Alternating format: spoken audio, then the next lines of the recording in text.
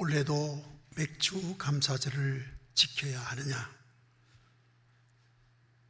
인류는 무한 폐렴으로 죽음의 공포에 지금 허덕이고 있고, 비대면 사회가 되어서 인간관계가 멀어져 냉혹한 우울증과 고독이 찾아오는데, 또 세계의 불황은 점점 깊어가는 이 즈음에 무엇으로 감사할 수 있을까 하는 생각을 하기가 쉽습니다.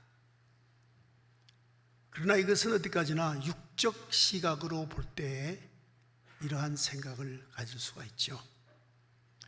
그러나 영적 시각으로 보면 전혀 다를 수가 있습니다. 예수님의 감사를 보시죠.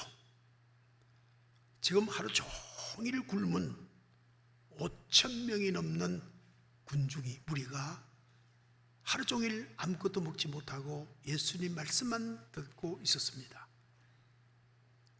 그때 야고보가 떡 5개와 물고기 2마리, 한 소년의 도시락을 가지고 나왔습니다. 이것밖에 없습니다. 불가능을 예수님에게 전해준 겁니다. 예수님은 그것을 들고 감사 기도했습니다. 하나님 감사합니다. 우리에게 일용할 양식을 주시옵시고 우리가 하나님으로부터 오는 만나를 먹게 하시니 감사합니다. 기도했습니다. 그리고 나누어 주라 했더니 다 배불리 먹고 12광주리가 남았더라.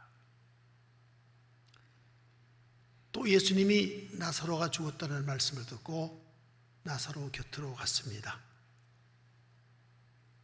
이미 죽은 지가 나흘, 시신이 무덤 속에 안치되어 있습니다. 팔레스타인 나이가 고운 다스바니까 이미 많이 부패가 되었겠죠. 그 앞에 예수님께서 서게 되었습니다. 나사로의 여동생이 말합니다. 조금 일찍 오시죠. 죽기 전에 오시죠. 절망의 상황에 예수님은 섰습니다. 그리고 하나님께 두 손 들어 기도합니다.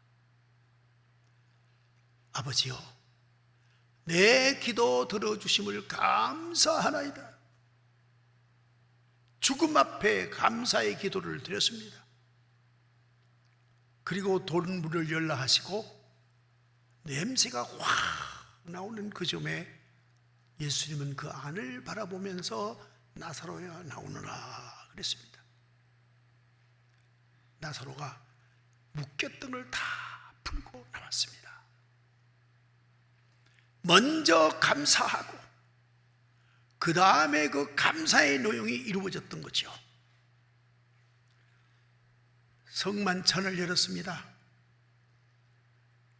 지금 만찬을 막상 열었지만은 주님께서는 십자가를 바라봅니다. 무수한 매맞음과 홍포를 입고 수치당함과 억울함과 수많은 사람의 수모를 당하면서 십자가 위에 매달려 죽어야 합니다. 그럼에도 하나님 앞에 감사드립니다. 하나님 감사합니다. 그리고 내 나누어주는 떡은 나의 몸이다. 나누어주는 포도즙은 나의 보혈이다. 뭘 말씀하십니까? 나는 중요한 말씀이죠. 그 기도를 감사한 다음에 예수님은 부활의 주로 이 땅에 다시 사셨습니다. 여러분께 묻습니다. 웃으니까 행복합니까? 행복하니까 웃습니까? 우니까 슬픕니까? 슬프니까 웁니까? 우리의 인식은 인과적 인식을 가지고 있기 때문에 슬픈 것은 무릎을 자아내고 기쁜 것은 웃음을 자아낸다 생각하지만 주님은 그렇지 않습니다. 웃으면 행복해지고 그리고 울면 불행해진다. 인과론을 파괴하고 먼저 감사한 만큼 하나님께서는 이루어 주신다. 이런 논리를 실제 삶을 통하여 표본적으로 보여주셨던 것입니다.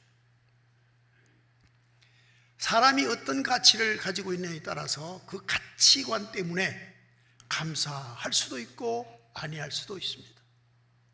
육적 가치를 가진 사람들은 감사, 맥주 감사, 예배 드릴 수 없습니다.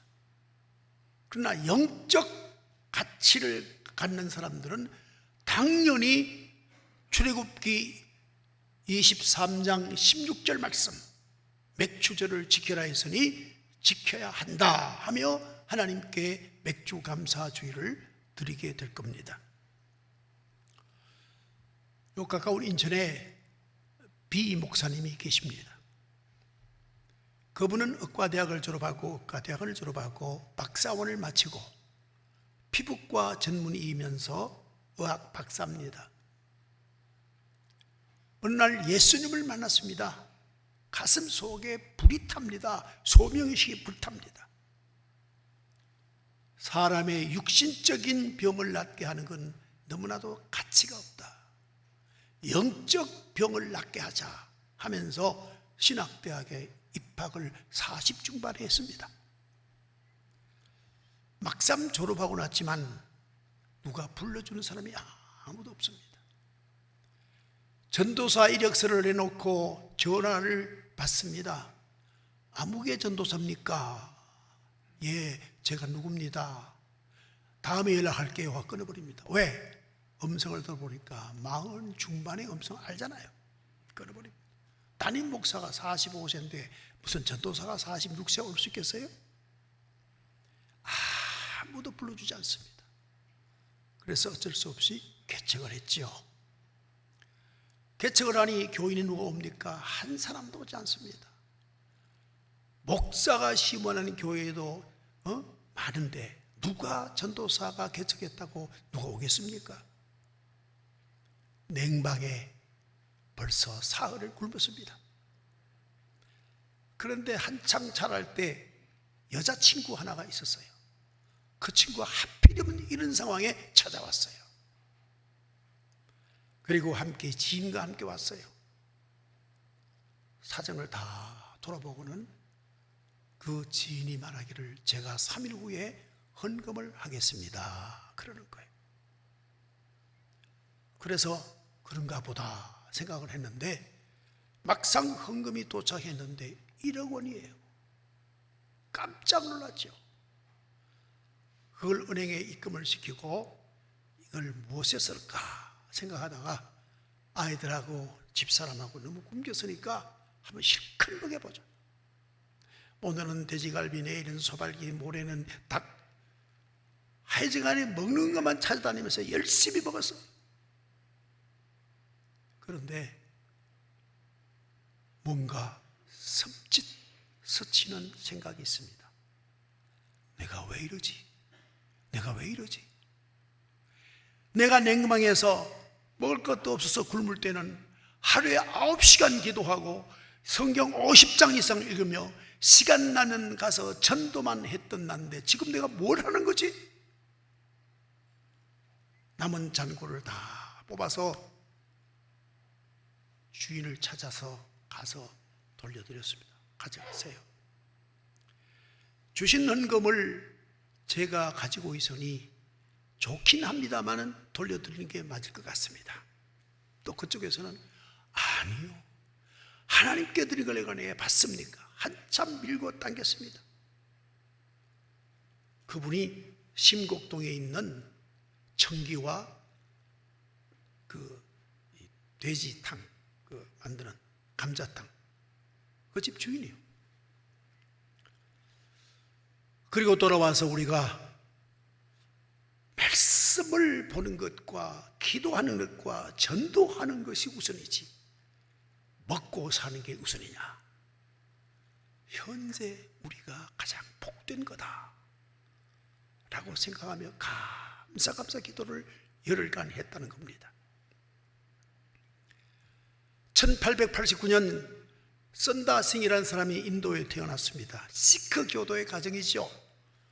그런데 미션 스쿨을 다녔습니다. 가문이 얼토당토하는 성경을 읽으라 그러는데 도무지 기분이 나빠 견딜 수 없습니다.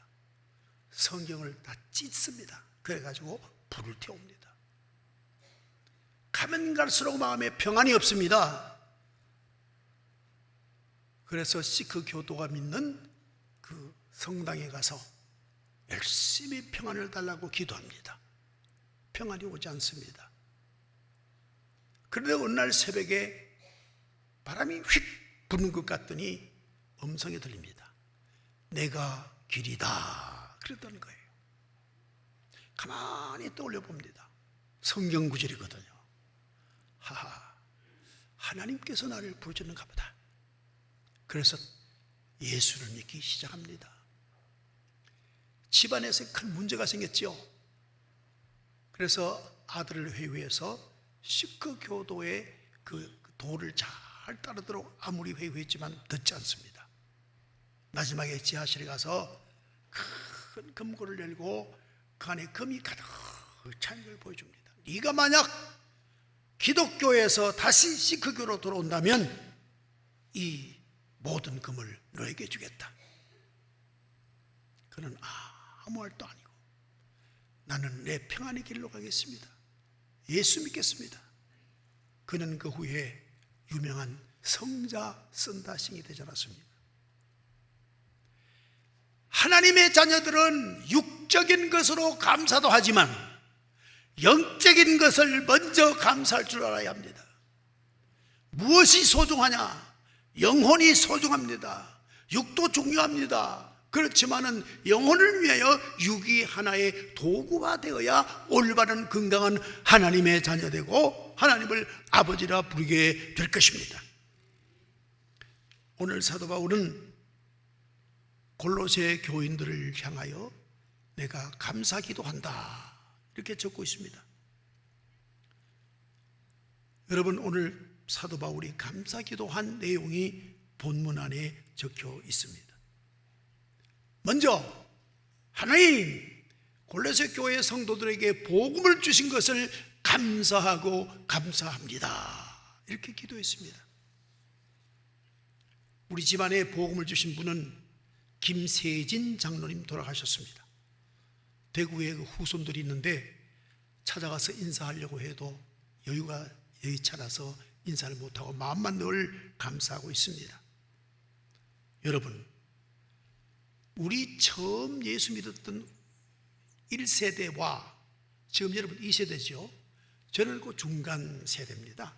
그래서 1세대의 예수 그리스도를 믿고 복음을 얻은 자들의 변화와 여러분의 변화를 함께 볼 수가 있습니다. 우리 1세대는 그 당시에 샤머니즘의 노예였어요. 샤머니즘의 노예. 동네마다 무당이 있어서 못을 칠 때도 무당이가 물어봐야 돼요. 이사 갈 때 날도 무당에게 물어보고 잡아야 돼요.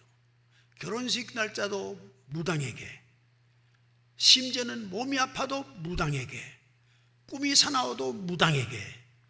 무당이 말하지 않으면 한 발도 내디도 자기 인생을 자기가 자유롭게 살지 못했어요. 귀신 덩어리 속에 살았죠. 부엌 귀신, 옹기 귀신, 뒷관 귀신, 별 귀신이 그냥 드럭드럭 집에 그저 귀신과 함께 살았습니다. 이게 샤머니즘의 노예 생활이었습니다. 불교의 노예였죠. 업보. 전생이 현생을 지배하고 현생의 업보를 다 내가 치르고 덕성을 쌓아야 내 생에 좋은 사람으로 태어난다. 이 업보. 과거가 나를 짓누르고 과거에 매여 사는 인생. 그게 불교를 진실하게 믿는 사람들의 사상적 노예였던 거죠. 유교. 세 가지만 말씀드리겠습니다. 유교의 충은 뭡니까? 신분 제도를 철저히 지키라는 사상입니다. 양반, 상놈. 우리나라의 양반이 2%밖에 안 되는데 기독교가 들어온 후에 다 양반이래요. 여러분 또 뭐죠? 삼종지도 아마 들어보셨을 겁니다. 여성이 태어나면 아버지의 말씀과 뜻대로 순종하며 살아야 된다. 그 다음에는 결혼하면 남편의 말씀에 순종하고 그 남편의 뜻을 따라야 된다. 이제 자식을 낳고 남편이 죽으면 그 다음에는 아들의 말씀대로 순종하고 아들의 뜻대로 따라야 된다. 이것이 삼종지도입니다.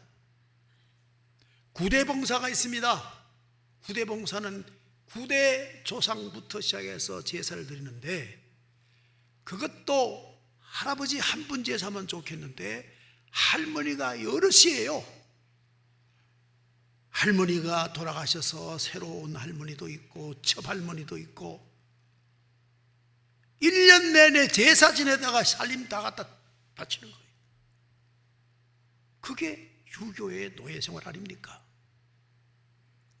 예수 믿은 이후에 우리는 제사 드리지 못하고 하니까 그 당시에 고종 때 수많은 크리스찬들이 순교를 당했습니다. 우리가 오늘 추도 예배 드릴 수 있는 자유를 얻기 위하여 수많은 우리 조상들이 고통을 당하고 순교를 당을 아십니까? 요즘 여성들, 아버지는 사랑해 주는 사람, 나 위해서, 또 남편은 내 도구, 또 내 아들은 내 치마폭에 있는 놀이개. 그렇지 않습니까? 요즘 여성들이 얼마나 복음이 들어와서 우리에게 큰 복을 주셨습니까? 뿐입니까? 여러분, 또 하나 있죠. 도교라는 게 도교.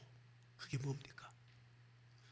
인생은 운명으로 살아가고 팔자로 살아간다. 관상이 있고, 그리고 성명학이 있고, 그 다음에 풍수지리설이 있고, 그 다음에 또 뭡니까? 수상이 있고, 그 다음에 사주팔자가 있어요.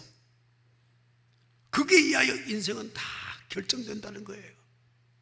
그 말을 듣고 그 사주를 보고 성명에 대해서 이름을 풀이하고는 그 말 들은 걸 이루기 위해서 인생을 사는 게 뭐냐? 운명론자가 되어서 사는 것이 도교를 따르는 삶이었습니다. 제가 제 고백을 하겠습니다. 초등학교 5학년 때 임치건이라는 중학교 2학년 선배가 있었어요. 우리 교회 선배예요. 하루는 저 영일yo관에 도사가 왔는데 우리 가보자. 아마 자기가 혼자 가니까 좀 어색했던가 보죠. 가보자. 따라갔어요. 가는데 형이 돈 냈죠. 트럼펫을 잘 봅니다. 형이 돈을 냈어요.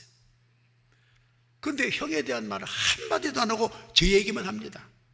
뭐라 그러냐? 너는 앞으로 세계여행을 할 거다. 그런 후에 한국에 돌아오면 많은 사람을 거느리는 사람이 될 거다. 그런 얘기 했어요. 제가 얘기하는 이유가 뭐죠? 아직도 기억에 남아있다 이 말이에요. 그러니 쓸데없는 남의 말이 나를 지배하고 있다 이 말이에요. 여기서 자유해야 되는 거예요. 이게 복음입니다. 여러분, 예수 그리스도는 나의 생명을 살리기 위하여 십자가 죽으시고 죽을 날을 다시 영원히 살게 하기 위하여 부활을 주시고 영생을 주신 분, 우리는 그분만 믿으면 메시아를 믿고 사는 우리, 죽어도 살겠고 살아서 믿는 자는 영원히 사는 사람들, 이 복음 믿으니 얼마나 감사합니까? 또 사도 바울이 기도한 것은, 감사 기도한 것은 하나님, 골로새 교인들에게 믿음을 주심을 감사합니다. 그렇습니다. 여러분 혹시 내가 예수 믿었다고 하시는 분 계십니까? 하나님 앞에 신뢰입니다. 나는 예수 믿을 수 없어요. 왜? 우리는 3차원의 인생이라 초차원의 하나님, 예수님, 성령을 믿을 수가 없어요. 이것은 오직 우리 주께서 우리에게 은혜로 믿게 하심으로 말미암아 믿게 되는 거죠. 인류 최초로 베드로가 신앙 고백을 했습니다. 그때 예수님 말씀하십니다. 시몬 베드로야, 네가 복이 있다. 너가 그 고백을 하게 한 것은 하나님이 알게 하신 것이다. 그래서 우리의 신앙 고백은 하나님이 주시는 선물이에요. 고린도전서 12장 2절 말씀에 보면 성령으로 아니하고는 누구든지 예수를 주시라 할 수 없느니라. 에베소 2장 5절 말씀, 허물로 우리를 그리스도와 함께 살리셨고 죽은 우리를 살리셨고 너희는 은혜로 구원을 받은 것이라. 내가 믿는 것은 내가 믿는 게 아니라 성령께서 내주하심으로 말미암아 그가 나를 믿게 함으로 믿게 된 것인 줄로 믿으시길 바랍니다. 얼마나 감사합니까? 얼마나 고맙습니까? 초차원의 성부와 성자와 성령님을 내가 영접하여 살게 되었으니 이 얼마나 감격스러운 일입니까? 그래서 사도 바울은 갈라디아서 2장 20절 말씀에 내가 이제 육신으로 사는 것은 내가 나를 위하여 사는 것이 아니다. 내 안에 계신 그리스도의 뜻을 이루기 위하여 내가 사는 것이다. 이렇게 고백을 했던 것을 우리 모두가 다 잘 알고 있습니다. 또 한 가지 오늘 본문의 말씀 보면 사도 바울이 골로새 교회의 모든 성도들이 하늘 소망을 가지고 사는 데 대하여 감사를 드렸습니다. 여러분, 이 땅에 소망을 둔다고 하는 것은 너무나도 허무한 것에 소망을 두는 겁니다. 로마서 8장 24절에서 25절 말씀, 우리가 소망으로 구원을 얻었음에 보이는 소망이 아니니 만일 우리가 보는 것을 바라면 참음으로 기다릴지니라. 뭘 기다릴지니라? 천당 갈 것을 기다릴지니라 그랬습니다. 여러분, 실존 철학자 사르트르는 말합니다. 인생의 가장 공포스럽고 두려운 것은 죽음에 대한 두려움과 공포다. 그러나 우리는 어떻게 되어 있습니까? 우리는 죽음이 아니라 하나님께로 가는 하나의 문입니다. 안식이요 휴식입니다. 믿는 사람들은 죽을 때 그 표정이 미소를 띄우고 소망이 가득 찬 얼굴로 천국으로 가는 나그네 길이 난 거죠. 이 얼마나 큰 은총이고 축복입니까? 여러분, 우리가 정말 하나님 앞에 받은 축복, 하늘 소망을 가지고 사는 축복, 이 축복보다 더 큰 게 없습니다. 내 아버지도 천국 가셨습니다. 내 어머니도 천국 가셨습니다. 나도 갈 겁니다. 이 소망에 사는 사람들, 그야말로 초인이요, 초인. 어찌 육으로 사는 사람이 그런 차원의 소망을 가질 수 있겠습니까? 그런 거로 하나님이여 우리 골로새 교회 성도들에게 산 소망, 하늘 소망을 주신 은혜를 감사합니다. 이렇게 감사 기도를 올렸던 것입니다. 그 다음 말씀이 뭐냐? 복음의 열매, 믿음의 열매를 얻게 하심에 감사합니다. 이렇게 기도를 했습니다. 이게 뭔 말입니까? 복음의 열매, 그리고 우리 믿음의 열매는 뭡니까? 사랑입니다. 사랑. 어떤 분이 이렇게 말합니다. 제일 좋은 교회는 가까이 있는 교회가 제일 좋은 교회다. 그렇게 말합니다. 아닙니다. 그렇다 해서 여러분, 앞집 처녀가 제일 좋은 처녀입니까? 뒷집 총각이 제일 좋은 총각이에요? 그하고 결혼해야 되는 거예요? 아닙니다. 사랑하는 사람과 결혼하는 겁니다.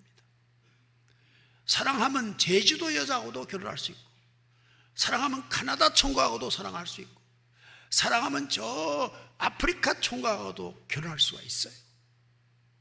사랑이 있는 교회가 가장 좋은 교회입니다. 여러분, 저는 여러분을 자랑할 수가 있어요. 우리 성전 건축하기 전에 저 삼척에 있는 덕성교회를 먼저 건축해서 복은 다음에 이 교회를 건축했습니다. 얼마나 사랑이 많은 교회입니까?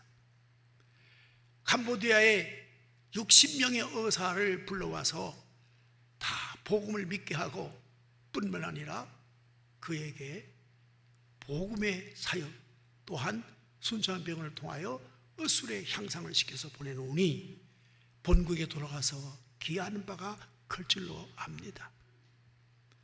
또 처음에는 캄보디아에서 어린이 환자를 불러오고 또 어려 선거를 가고 우리는 늘 사랑하는 일에 집착을 해봤습니다.